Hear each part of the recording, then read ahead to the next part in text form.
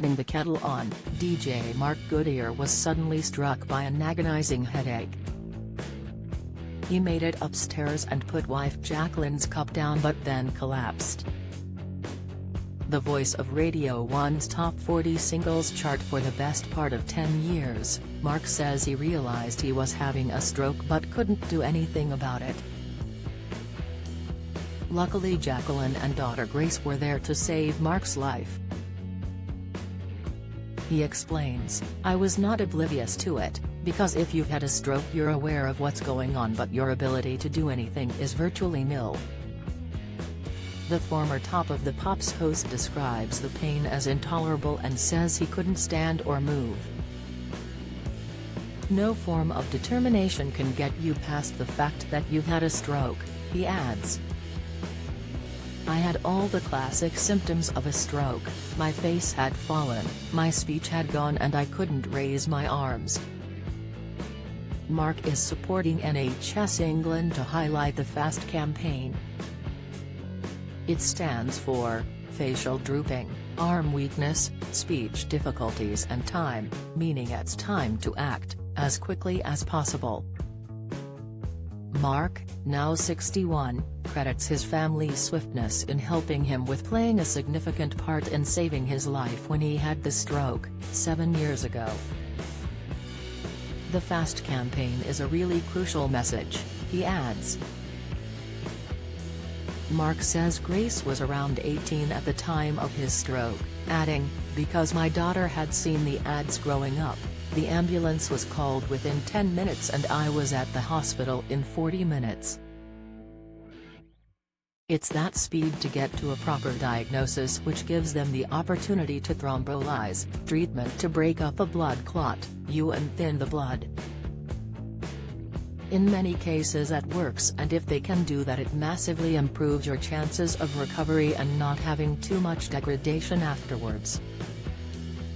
They did that to me and it didn't work, so my brain had to work out new ways of doing things, which luckily it managed to do."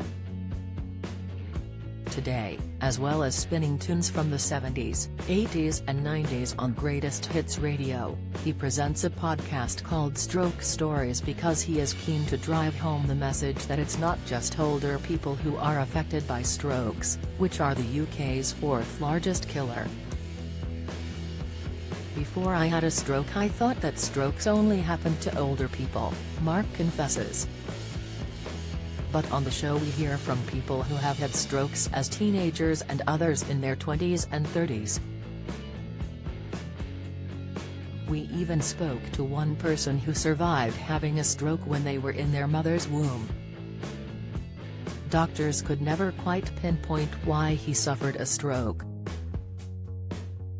but they say a major contributory factor was probably stress, given that he was previously fit and healthy and even completed the London Marathon twice. Mark says, "I love to work. But when you don't get the work/life balance right, you don't always know you're pushing yourself beyond what your body will tolerate. I probably overworked myself for 30 years."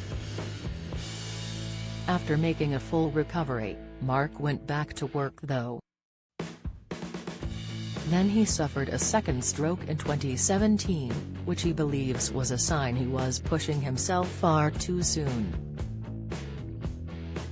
"That second stroke was my body's way of saying you still don't get this, do you?"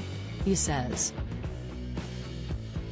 "You can't go back and do what you were doing before. You have to make some adjustments." This time he was much less keen to rush back to work, taking plenty of time off and making sure he recuperated. Mark says, "It's tempting to think you can pick up where you left off. But what the second stroke taught me was that I definitely didn't want a third stroke." Mark grew up in a family that loved classical music, even playing the cello himself. So how did he end up becoming one of Britain's best-loved disc jockeys? He says, "When I was a kid my family didn't have a television. I remember going to a new secondary school when I was 11 and all the kids in the playground were talking about Top of the Pops. Someone turned to me and said, "Mark, what did you think?" And I faked it, saying it was great.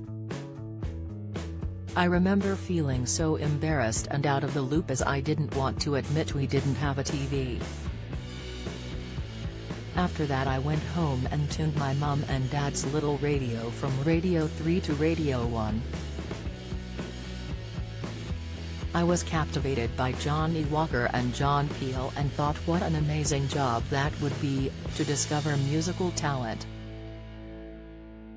That's what inspired me to become a DJ. I'm extremely lucky to do a job I love.